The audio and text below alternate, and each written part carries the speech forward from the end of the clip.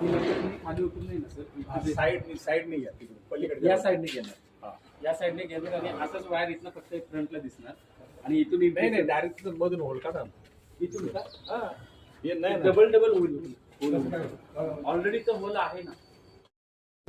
हे जे वरचं जे मीटर आहे मीटर बॉक्स इथंच घेतलं तर काय करतो वरचं कुठलं मीटर बॉक्स इन्व्हर्टर इथे घ्यायचं म्हणतं का? नाही, इन्व्हर्टर जास्तीत जास्त सोलर पॅनलच्या जवळच पाहिजे. इथे घेतलं की तो करंट लॉसेस होतो. इथं का तुम्ही हो.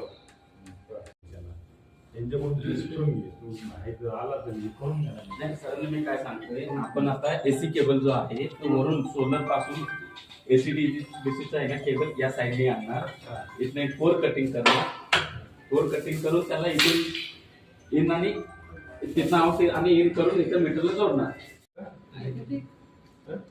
काय नाही आणि मग इथे म्हणजे मग वर लावणार का खाली लावणार? नाही आतमध्येच लावा. ऍक्च्युली आता जे आपले सोलरचे 2 मीटर येतात ना सर, तो इथे खाली एक वरती असतात आणि सोबत एक आरसीसीबी किंवा एमसीबी असतात. इथून 3 आयटम आपले नवीन जनरेशन मीटर लावायला लागले ते. हा, एक जनरेशन मीटर असणार, एक जनरेशन आणि एक बाय डायरेक्शन. नेट मीटर म्हणजे बाय डायरेक्शन. कुठला इम्पोर्ट ते एक्सपोर्ट बसेल का पण त्याच्यामध्ये ते बघ हो, बसून जायचं. हे फक्त मला दोन्ही जागा मीटरची जागा हे वरचं जर पहिलं जे वरती गेलं तर होऊन जाईल ना. हा एक फक्त वरती शिफ्ट केला ना तर होऊन जाईल ना. हो. आणि बरं का काम करताना याच्याकडनं ब्लोअर घे आणि ते व्यवस्थित सफाई करून माणूस त्याला हे सगळं क्लिनिंग होतं सर. क्लिनिंग व्यवस्थित फिनिशिंग क्वालिटी बाबतीत काय विचार नाही. ते तुमचं की बोलता ना नाही ते आता नाही आम्ही स्टेट घे कंट्रोल मधून घ्या. कंप्यूटर मधून घे चांगलं. नाही, ही आर्मर्ड केबल कंडक्टर मधून येत नाही सर. आर्मर्ड आहे ना? हो, आर्मर्ड केबल फ्लेक्झिबल असलं तरी तो पंप ऑफ जायचं का त्यांना पॅनल लावले. केलं ना काम कुठलं वरचं बॉक्स एका वेळी टाक नाही, काम चालू आहे ना सर, इन्स्टॉलेशन चालू आहे.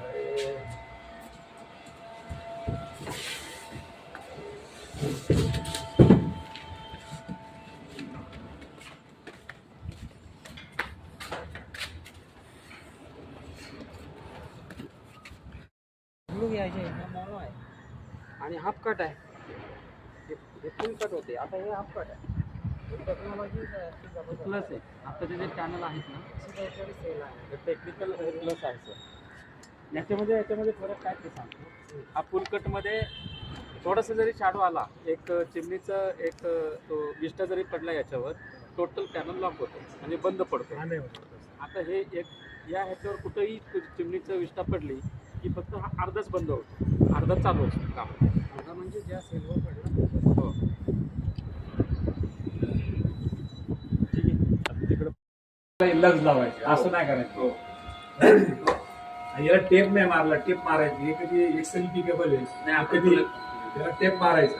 एक्सएलबी केबल जरी असले टेप हे ऑटोमॅटिक काही दिवसांनी आहे ना त्याचे हे पडतात, त्याला हे होतं ते रबर म्हणजे रबर नाही म्हणतात, गरम होतं, क्रॅक होतं. तर हे असं नाही, त्याला टेप लावायचं. मीटरची काय आहे, दिला त्याच्या पुढे सेंटीमीटर लावा. तो 40-50 किलोवॅटच्या पुढे. आम्ही तर 30 किलोवॅटला लावला. MSCB ने आम्हाला 30 किलोवॅटला लावला. चांगलीच गोष्ट ते प्रोटेक्ट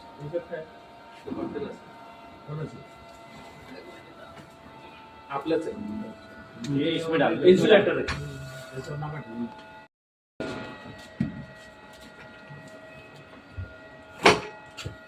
आणि ही केबल अशी घेऊन जाते तुमचं शरीर काय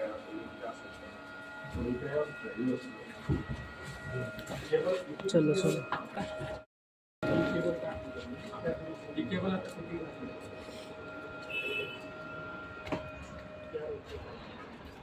ही वजन असं आलेली पूर्ण हे असं त्या संघापासून ग्राउंड पर्यंत तिथं टीम खाली होती. किती दिले लाइटिंग आहे ती दोन्ही सिस्टीमला वेगळं वेगळं दिलं. एकच अर्थिंग 3 कनेक्शन झालं ग्राउंड पासून, त्याला 3 आणि ह्याला 3, आपण टोटल 6 घेतलेलो. 1 2 3 4 5 6. प्रत्येकाला 3 आणि 1 लाईटिंग आहे.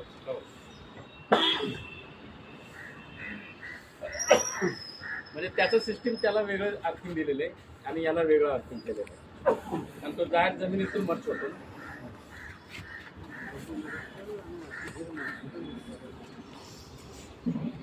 लाईटिंग असेल कुठली कसं काय संबंध आहे?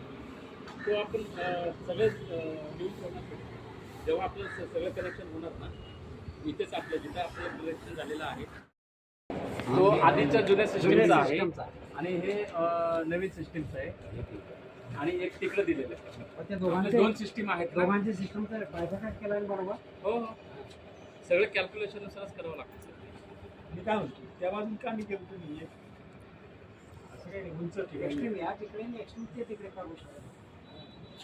कारण ते थोडंसं डिस्टन्स पण पाहिजे ना सर. चांगलं बऱ्यापैकी एक दीड मीटर. जास्त डिस्टन्स लागतं.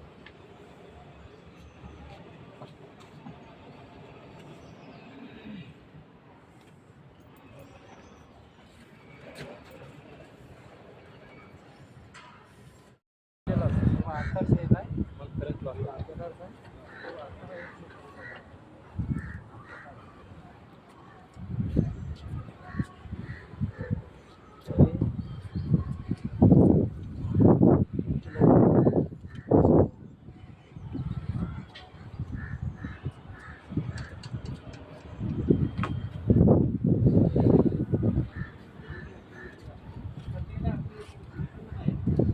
हा स्ट्रक्चरला आहे ना सर. तिथं दिलं स्ट्रक्चरला. एक स्ट्रक्चरला अर्थिंग जाणार आणि इन्व्हर्टरला आणि डीसीला तिकडे दोन जाणार. नाही, नाही.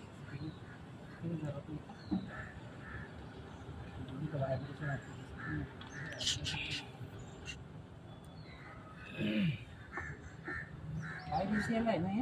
हो. नाही आहे. काय BCL